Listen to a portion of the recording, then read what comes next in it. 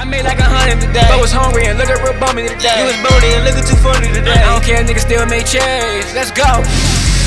That's all I fucking hear, cause I got. What's going on, everybody? And welcome back to another episode of the Chatting with Cheese podcast. I'm your host, Fat Cheeze. Y'all already know the motto: no gimmicks, only the real. I appreciate everybody for tuning in. This is episode 19. Y'all know what I need y'all to do. Smash that subscribe button. We on our way to 200 subscribers. I also need y'all to like and share the content. And we going to go ahead and get right into it. The NBA is back. Y'all see, I'm repping my team. The NBA officially back. I'm repping my Phoenix Suns, but we about to play in a little bit, but I'm going to talk about the games from yesterday, and then, you know what I'm saying, I'm just going to go ahead and take a deep dive into that. So yesterday, you had the Boston, well, this was game one, the 7:30 game. They had two games yesterday. So yesterday, at the 7:30 game, you had the reigning champs, the Boston Celtics, playing the New York Knicks. Yesterday they presented Boston with their championship rings. They raised the banner. It was a great, ceremony. They had all the guys coming from the old champions back in the days. Ray Allen was out there, Kevin Garnett, Paul Pierce. All the old guys from back in the day. It was great, and the Celtics officially came the most winningest franchise in the NBA as of yesterday with the most banners. And man, I'm not gonna lie to you. So yesterday, people was calling me, asking me, they like, "Hey man, what you think gonna happen as far as tomorrow?" I was kind of giving the Knicks some grace because I'm thinking normally when you watch like the championship ceremony from the previous champion who won coming off the last season, they normally come out a little sluggish, or maybe it ain't. You know what I'm saying? It take them some time. Man, Boston picked up right where they left off from last year. I mean, they came out on fire. Nobody could miss from three. They almost broke a record. I mean, they was going for it hard at the end to try to break the records, I think, for the most the opening game, like threes, basically the most threes on opening night for a champion. They was trying to break that record yesterday, but they ended up coming up short. I think that all together they shot like 61 threes yesterday, but man, they was on fire. Jason Tatum gave you, he led the charge. He gave you 37 points, 4 rebounds, 10 assists. He was 14 of 18 from the field. He was 8-11 from three. Jaylen Brown gave you 23 points, 7 rebounds. He was 7 of 18 from the field and 5 of 9 from the three. Derrick White gave you 24 points, 3 rebounds, 4 assists, 8 of 13 from the field. He was 6 of 10 from three. Drew Holiday gave you 18 points, 4 rebounds, 4 assists, 7 of 9 from the field, 4 of 6 from three. And Al Horford gave you 11 points, 3 rebounds, 5 assists, 4 of 7 from the field, 3 of 5 from three. I'm ready for Al Horford to Al Horford, 65 years old out there, still pulling up, giving you buckets. I'm ready. I know a lot of people ready for Al Horford to go, but all jokes aside, man, Boston, they look like a juggernaut. On a couple of episodes ago when I was kind of touching on basketball, I said I felt like it would be a 3-team race. This was when the Knicks made the trade for Cat. I said I believed it would come down to Boston, New York, and Boston, the Knicks, and Philly. I'm not gonna lie, Boston put the league on notice, and I think it's some animosity. It's some animosity going to with Boston. Jason Tatum was on the Olympic team, but he had a couple of games where he didn't play, or he was getting benched. He didn't play, and I think he want to put the world on notice to show, oh, I'm that guy. Don't let the Olympics fool you. I think Steve Kerr lit a fire on him. He said, I'm gonna show y'all, I'm gonna put y'all on notice. And then you had Jaylen Brown, who felt like, he deserved to be on the Olympic team. I think a lot of people felt like Jaylen Brown deserved to be on the Olympic team. No disrespect to guys like Derrick White, because he did his thing. But I mean, I think if you ask a lot of people, they felt like Jaylen Brown deserved to be on the Olympic team over Derrick White to replace Kawhi Leonard. And, it was a lot of politics that played into it. But, man, yesterday they came out there and they was on fire. It seemed like nobody could miss. And it just seemed like they jailed and over the summer, and it's like they came back and literally left off exactly where they left off from last year.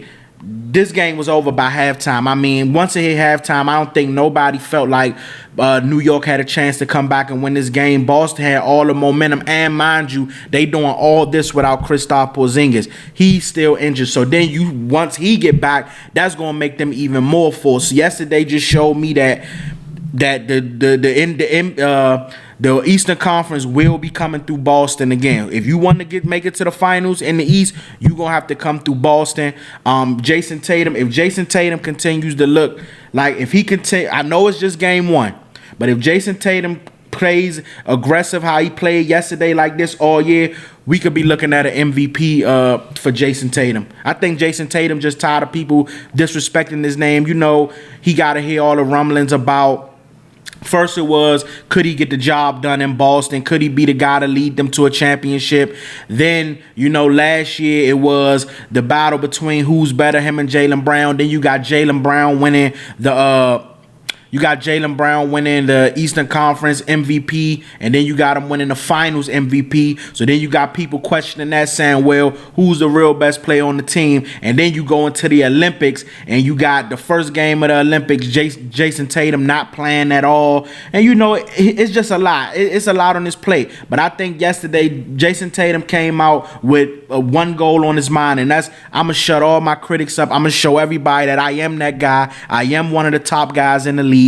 I am, you know what I'm saying? You could put me with them top echelon guys. When you mention guys of the lights, the young guy, the guys like Ant Edwards and you know, all the guys at the top echelon, you know, don't put these names above me without mentioning me. I'm right there with these guys. So if Jason Tatum continues to play like this, then I think we could be looking at an MVP season for Jason Tatum. But all in all, it ain't really too much you could say about Boston. It was game one. They look very good. They look like a well-oiled machine. They gave you 19. They had 19 bench points. They shot 48% from the three. They had 11 offensive rebounds to 5. So, like I said, basically, and shout out to Joe Mazzulla. I mean, like I said, you could tell he had them guys their preparation was well. Everything headed into the game, they knew what they wanted to do. It was times in the game where they were behind nobody was in the paint. I mean, everybody behind the 3-point line. They swinging the ball and just getting open shots, and everybody knocking down shots. Boston is scary, but I mean, they just coming off of a championship run, so I mean, it's kind of easy to predict that they would be just as good this year as they was last year. But you know, sometimes you see teams kind of like take it slow. Now Boston came out yesterday, pedal to the metal. They got the dub. It was kind of easy. It was easier than I expected it to be. And you know what I'm saying? They look very good. So the Eastern Conference is going through Boston. I'm here to tell you right now, the Eastern Conference will be going through the Boston Celtics. On the New York Knicks side, New York, I mean, I'm not going to say they play bad, but I'm not going to say that they play good either. I think on the New York side, defensively, they were getting buckets on the offensive side, but defensively, it was very bad. It looked very bad on the defensive side. All their starters was in the negative. Jalen Brunson gave you 22 points, 1 rebound, 2 assists. He was 9 of 14 from the field, 1 of 2 from 3. He was a negative 23. Karl Anthony Towns gave you 12 points, 7 rebounds, 3 assists. He was 5 of 9 from the field, 1 of 2 from 3. He was a negative 18. Josh Hart gave you 12 points, 4 rebounds, 3 assists. He was 4 of 6 from the field, 0 of 2 from 3. He was a negative 23.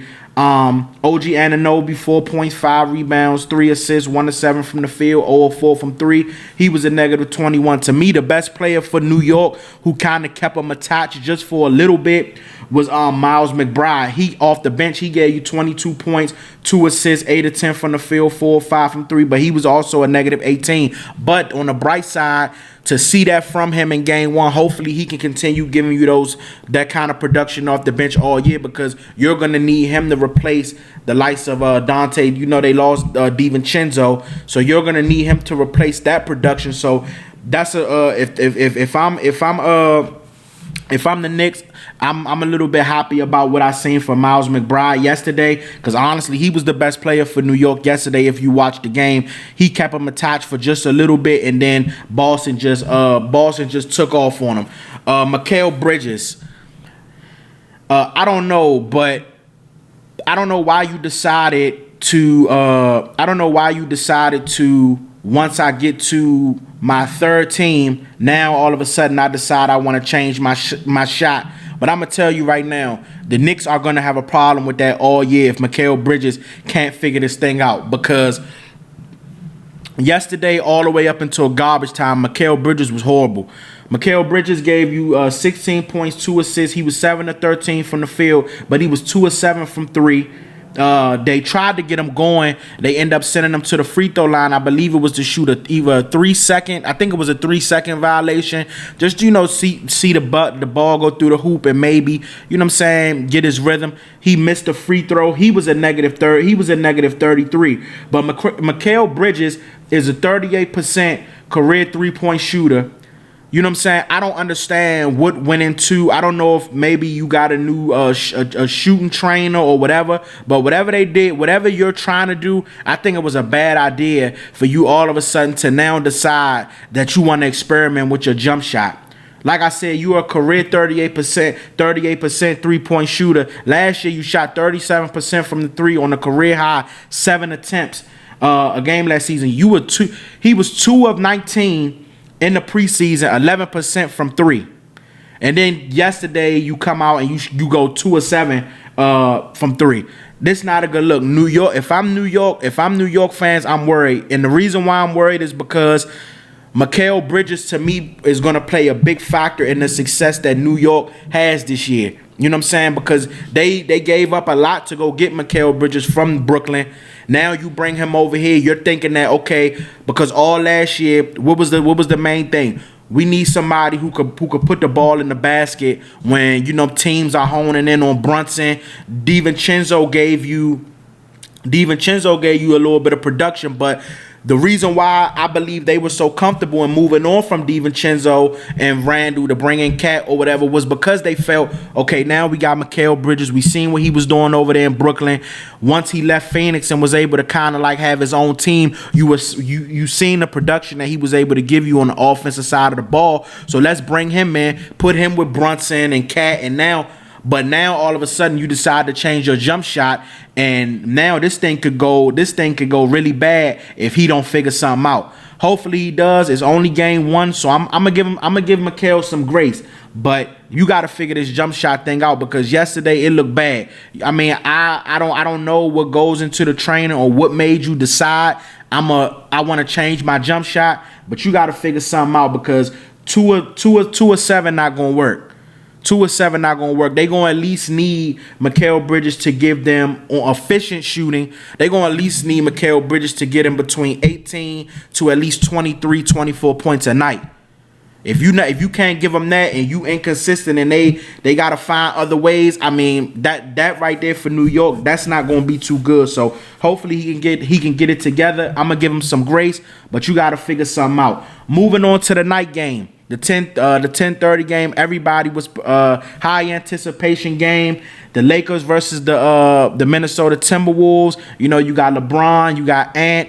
Everybody want to see how that matchup gonna go. The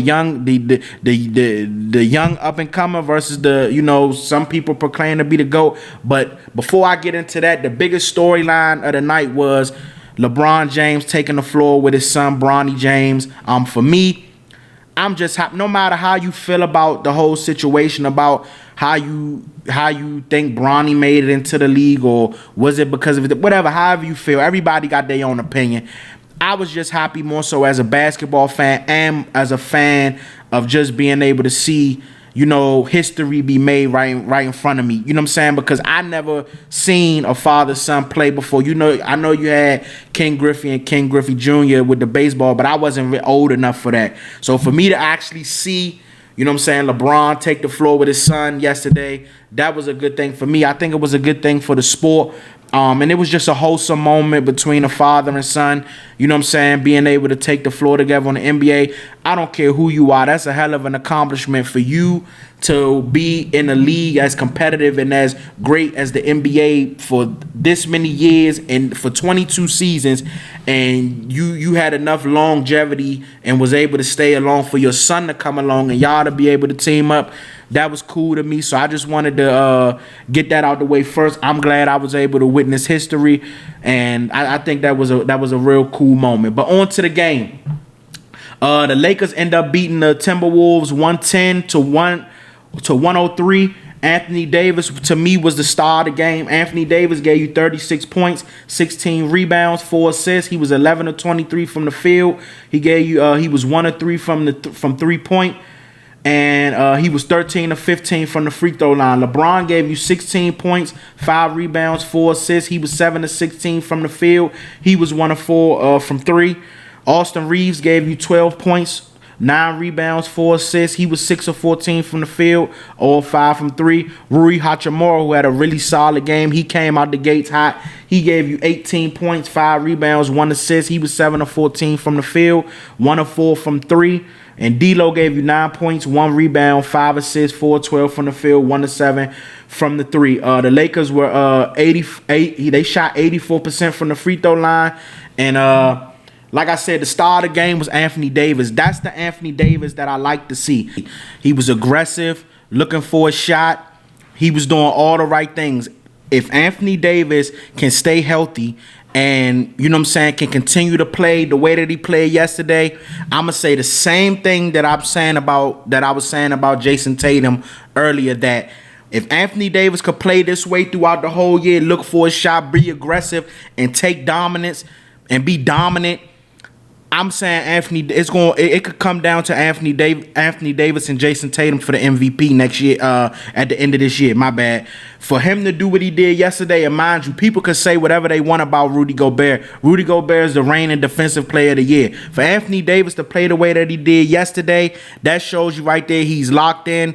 You know what I'm saying? He came in the game yesterday saying, I want to be aggressive, I want to dominate. And I think that the USA games really helped Anthony Davis, you know what I'm saying, realize, you know, this your team. I understand you got LeBron over there, all eyes and stuff on LeBron, but this team is going to only go as far as Anthony Davis take them. And if Anthony Davis continue to play the way that he played yesterday, then Anthony Davis he gonna have a really, like I said, we could be looking at an MVP. Also, the same thing I said for Jason Tatum. We can be looking at an MVP season for Anthony Davis. The main thing for Anthony Davis is health. Can he stay on the floor? If Anthony Davis can stay on the floor, you know what kind of player he is. But the Anthony Davis that I like to see is aggressive, looking for a shot, that going down in the paint, doing this thing, getting on the offensive rebound, and also being able to give you something on both ends of the floor, defensively and offensively. I love what I seen from Anthony Davis yesterday. He was the star of the show. LeBron didn't blow your socks off with the numbers that he gave you yesterday. But for him to be able to, you know what I'm saying, he gave you 16 points with 5 rebounds, 4 assists. It wasn't really nothing too special, but I think the play of Anthony Davis and the other guys, you know, LeBron kind of felt like he didn't really need to assert himself as much yesterday. Like I said, Rui Hachimura, he came out and he was very aggressive. I think he dunked on Rudy Gobert like in the first couple minutes of the game. He started the game out with a 3. You know what I'm saying? Austin Reeves was very aggressive, you know what I'm saying? Just giving that energy up and down the floor. I just think that, you know what I'm saying, they were able to kind of keep Minnesota at bay where LeBron and Anthony Davis had it cooking. I think LeBron didn't really feel the need that he had to exert that much, but all in all, great win for the Lakers. Game 1, like I said, we got a long season to go, but you always want to start the season out on a winning side, and that's what the Lakers did. Moving on to the side of the Minnesota Timberwolves, Anthony Edwards had a pretty decent game. He gave you 27.6 rebounds, 3 assists. He was 10 of 25 from the field. He was 5 of 3. He was 5 of 13 from the 3. But he had 4 turnovers, and that's something right there that kind of killed Minnesota, was the turnovers. They turned the basketball over a lot yesterday. They had 15 turnovers as a team. Julius Randle was a big problem yesterday too, but I'm gonna give Julius some grace. I still think it was a decent trade for him to get him for Cat. I think, like I said, I believe that they kind of got the same player. Both of them take, to me and me personally, both of them take too many jump shots.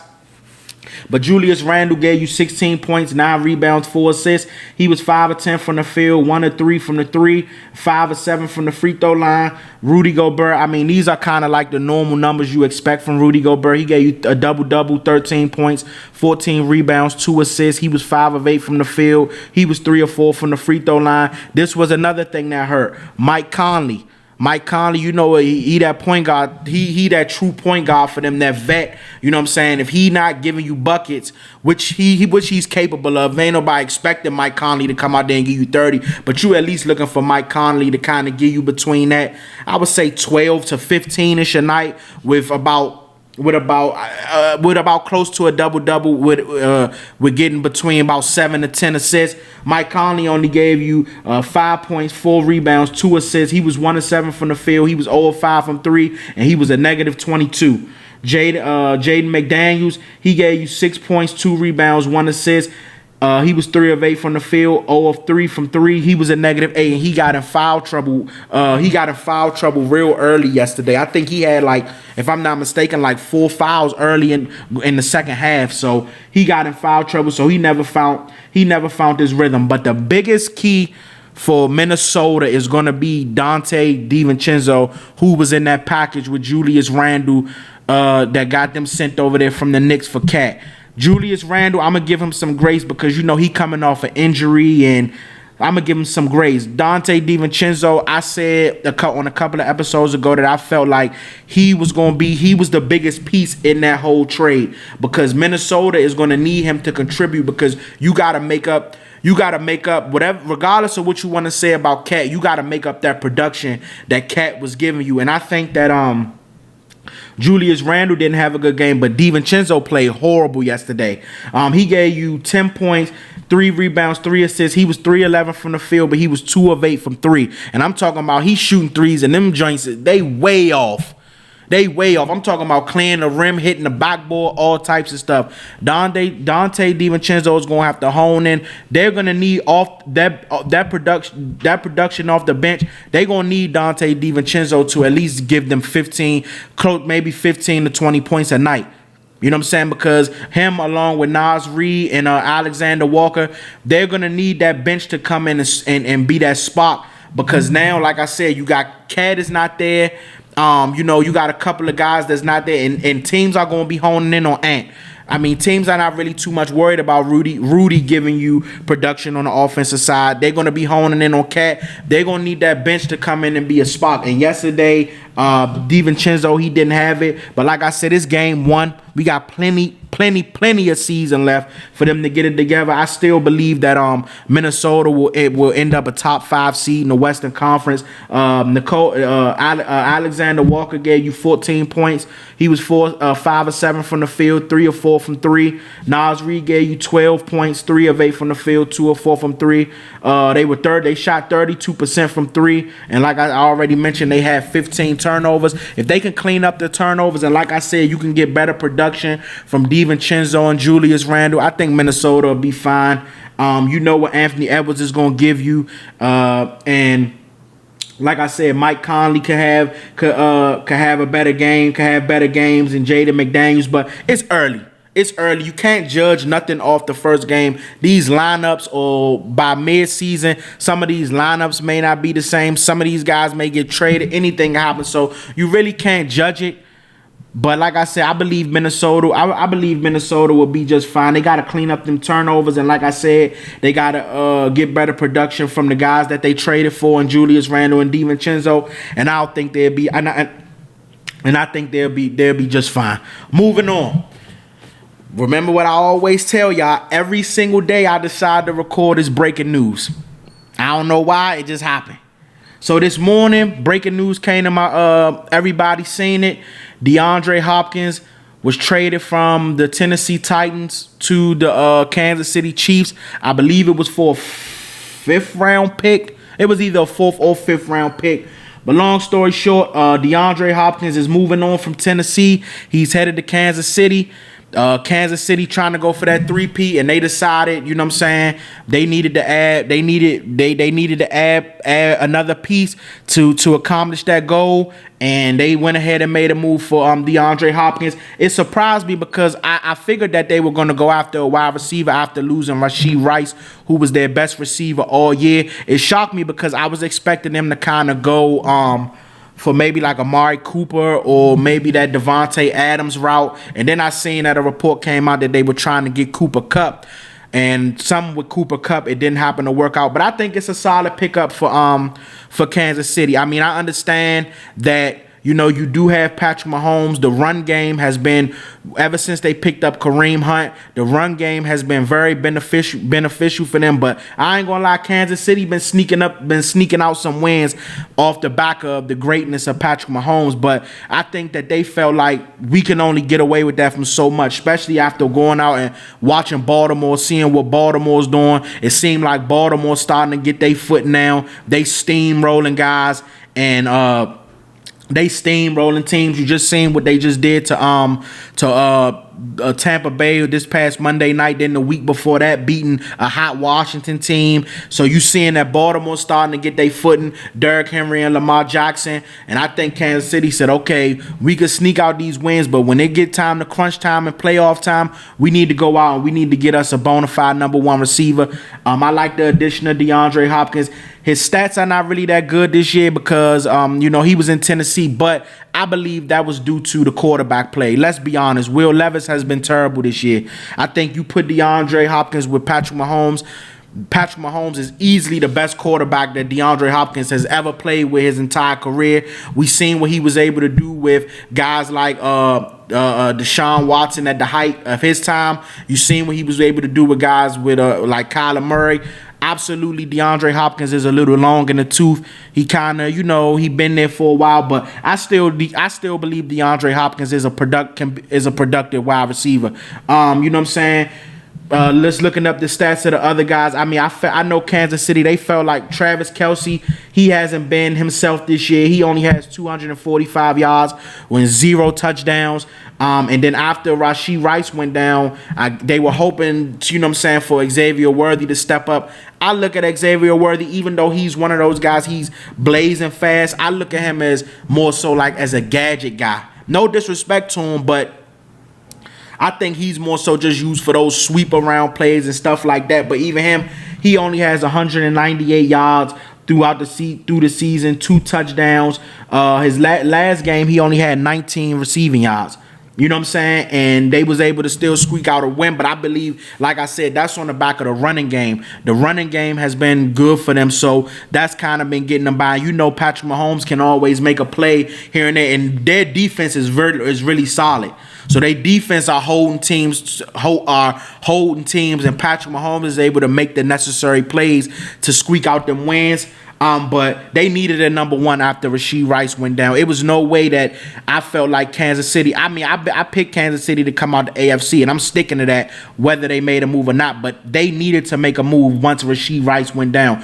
Rashee Rice became Patrick Mahomes' number one go-to this year early. You can see it in the numbers. Week 1 against the Ravens, he had 103 yards. Week 2, he had 75 yards with a touchdown. And then week 3, he had 110 yards for a touchdown. So he was easily becoming Patrick Mahomes' go-to guy and that bona fide number one. That injury hurt for them. And I like the move going out and getting another guy because I feel like they didn't have no choice.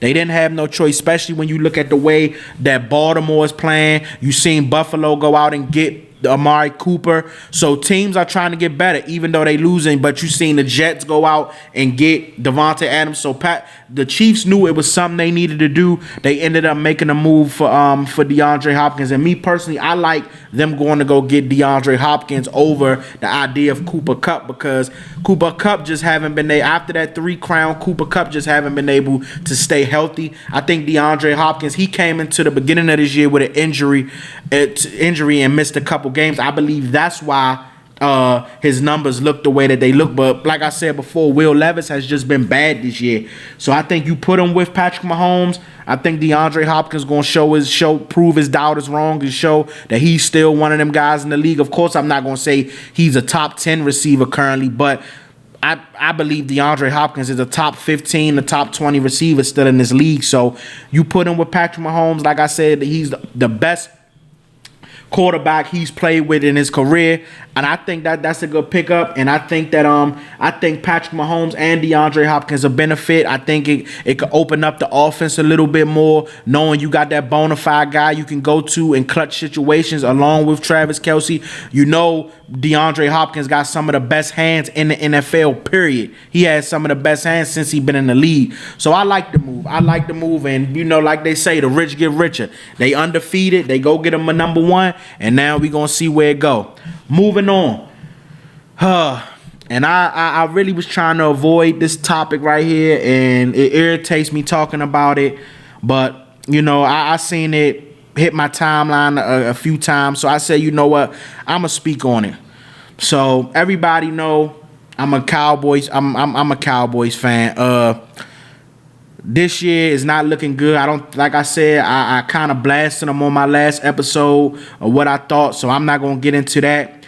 But Jerry Jones, all this year so far, based on how the running game has looked and everything, it seemed like every time Jerry Jones get in front of a mic, he's asked about not going after Derrick Henry. If you don't know the story, Derrick Henry was a free agent this year. He trains in Dallas. He lives in Dallas in the offseason. He made it publicly known that he would have liked to come to the Cowboys. The Cowboys didn't make an offer. I don't even think they brung Derrick Henry in for a visit. So Jerry Jones went on his weekly radio station, weekly radio interview this week, and was asked about Derrick Henry and the production that he's having in Baltimore. And this is the exact quote from Jerry Jones on why on not getting Derrick Henry. He said, Derrick Henry is having a career year. I don't know if he be having a career year in our situation. We don't run that type of offense at all. Derrick didn't fit principally due to managing the cap. So these are the numbers right now. Derrick Henry currently has 8 rushing touchdowns, 6.5 yards per carry with 873 rushing yards. All the Cowboys running backs in total, these are their numbers throughout the year, through 8 weeks. We're heading into week 8. These are all the Cowboys running backs in total. 1 rushing touchdown, 3.7 yards per carry, 395 rushing yards. And that's through week 8. So Derrick Henry is almost doubling. He's doubling, I don't even know. But Derrick Henry by itself is giving the Ravens more production than all the Cowboys running backs on their current roster. It's just, well, so I'm gonna break down what Jerry Jones did with this statement.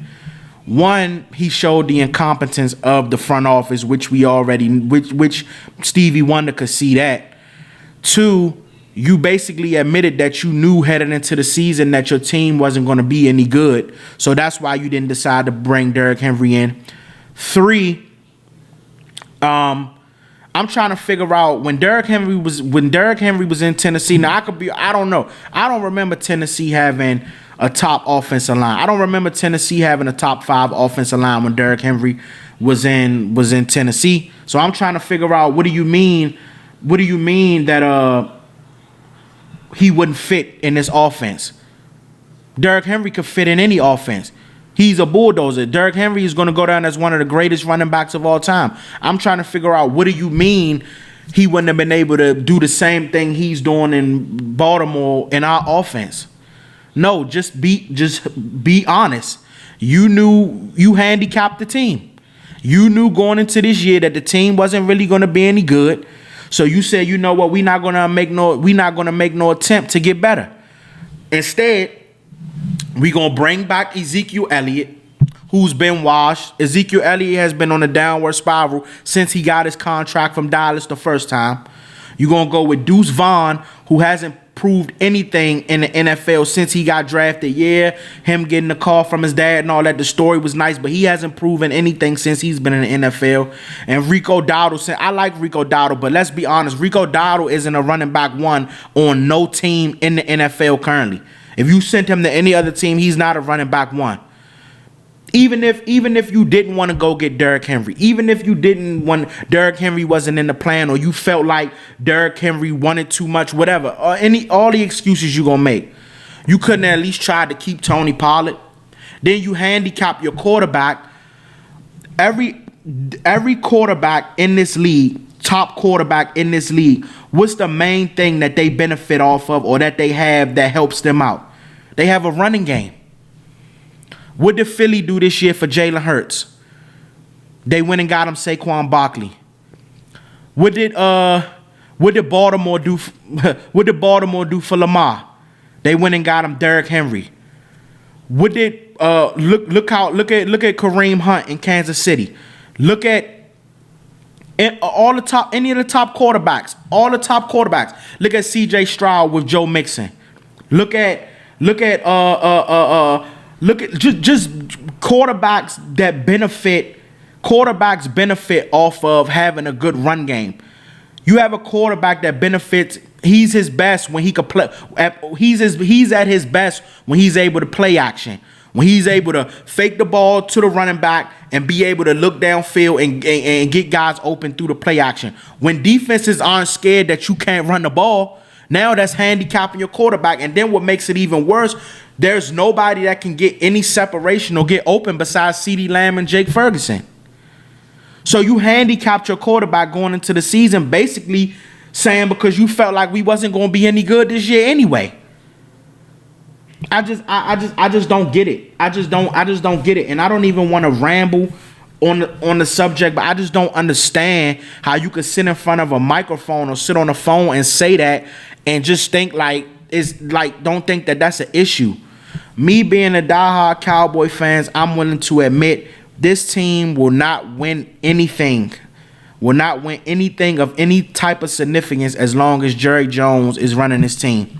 Now, maybe when he does decide to go or whatever, he gonna hand it down to his son. I don't know. Stephen Jones might be just as worse as him.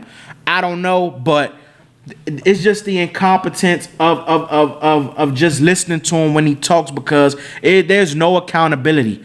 There's no reason why Derrick Henry, somebody who's gonna possibly go down as one of the greatest running backs of all time, shouldn't have even been brought in for a visit. He should have been. How was Derrick Henry not even considered? And then you sit up here and make excuses saying, oh, well, he wouldn't have fit in. Basically saying, well, he wouldn't have fit in with us anyway. We ain't going to be no good. Let him go to Baltimore, who already has been a championship contender for the past couple of years. Let's go ahead and let them get better. And then he come to your house week 3 and punish you. You know what I'm saying? And you just looking like, oh, well, I just don't get it. I just don't get it. I mean, for us to be heading into week 8 of the season and combine all your running backs combined, you only have 1 rushing touchdown and 395 rushing yards. That's embarrassing. No team fears the run. No team fears the run at all. They're not even worried about us running the football. It's just it doesn't make any sense. All I know is competent owners and competent front office, they put their football team in the best position to win. And I feel like Jerry Jones and the Cowboys, they didn't do that. They threw in the towel. I think they just threw it out there. They paid CD, they paid Doc, and they just said we just gonna throw some ish at the wall and see if it stick. But it's not a good look right now. It's quite embarrassing. And like I said, for all my fellow Cowboy fans like myself, let's just enjoy. Let's just watch it and see what happens. But I don't see this team doing anything this year. I honestly don't even know. I only picked them. I only see them winning 1 game out of their remaining schedule, and that's honestly the Giants game on Thanksgiving. They may beat the 49ers because the 49ers got a lot of injuries. Prayers out to Brandon Ayuk and Christian McCaffrey for speedy recoveries with their situations. But this team, man, I just don't know. I'm never gonna give up on them. That's my squad, but it's just when you hear stuff like this and you see the production that Derrick Henry is giving Baltimore, it just make you it just kind of like hurts your feelings a little bit because it don't make no sense. It don't make no sense. But I just wanted to touch on that topic a little bit. I really, I was debating if I wanted to talk about it, but I went ahead and just did it. moving on to my last and final topic of the episode. So y'all know I do my weekly predictions.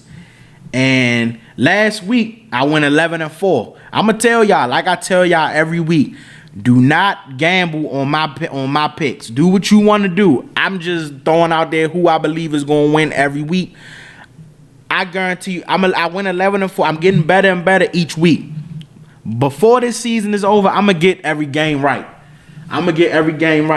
So this is my week 8 predictions. Like I said, if you decide to take anything from this and pick, that's on you. I'm not telling nobody to do it. This is just what I think. So Thursday night football, I took the Vikings over the Rams. For Sunday night football, I took the 49ers over the Cowboys. I don't need to explain why. If you watch this video and heard my last topic, you know why. I took the Dolphins over the Cardinals. I think the Dolphins gonna get a ball of energy. Tua should be coming back this week. I think he practiced and everything, so he should be good to go. Please learn how to slide and stay healthy. So you don't gotta keep worrying about you in these concussions. I took the Dolphins over the Cardinals. I took the Texans over the Colts. I took Eagles over Bengals. That was kind of a tough one, but the Bengals just haven't really been good this year. I haven't really, got the same feeling from the Bengals that I got in past years for them to be able to get it together. So I went Eagles over Bengals. I took the Falcons over the Bucks. The main reason for that, I would have took the Bucks but with Mike Evans being injured in that hamstring, you don't know how long he gonna be out, and then Chris Godwin getting hurt late in the game on Monday, so they gonna be handicapped. Both of their top guys are more than likely gonna be out. So I went Falcons over the Bucks. I took the Jets over the Patriots. I went Packers over Jaguars.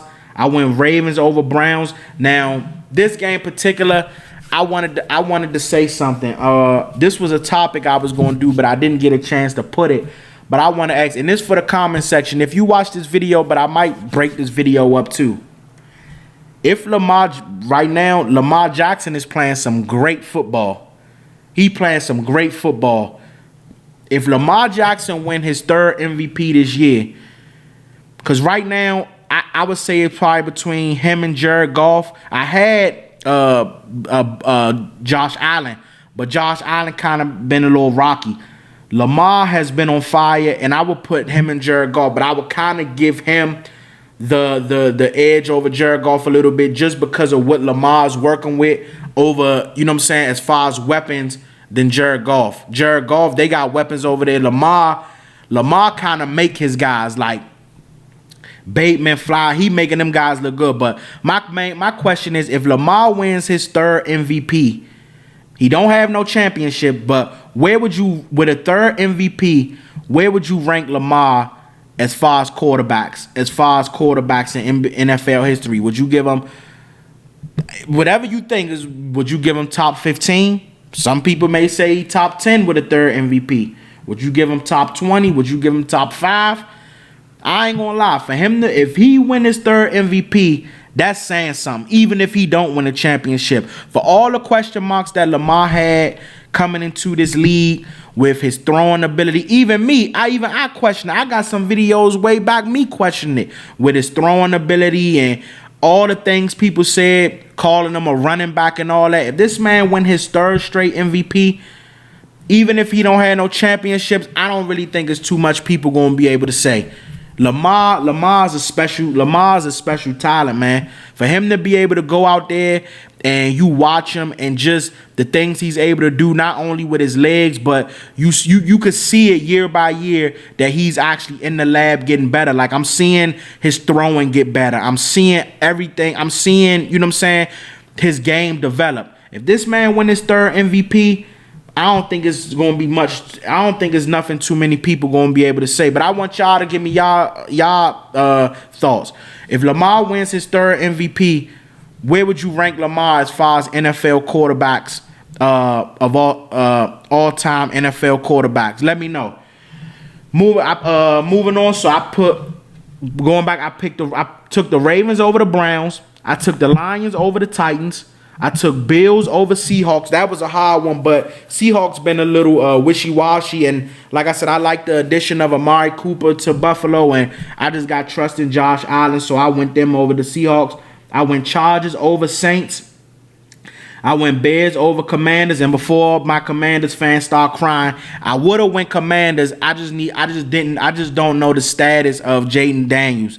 I don't know, if with his ribs and stuff. I don't know the status, so that's why I went Bears over Commanders. That's the only reason. If I knew Jaden Daniels was 100% good, I would have went Commanders. I took Chiefs over the Raiders. I went Broncos over Panthers. And I went Steelers over the Giants on Monday night. I don't think that game is going to be very exciting, but I mean, somebody got to win. And that's it. That's it for that. So like I said, whatever y'all choose to do, if y'all choose to listen to my picks, I'm going to come back and let y'all know the record on the next episode. The next episode is a milestone. That's going to be 20 episodes in. So like I said, we'll see next episode what this record look like for next week. But that's the end. I appreciate everybody for tuning in. Y'all already know the motto: no gimmicks, only the real. Don't forget to smash that subscribe button. Like I said at the beginning, we on our way to 200 subscribers. Do not forget to like and share the content, and I appreciate y'all.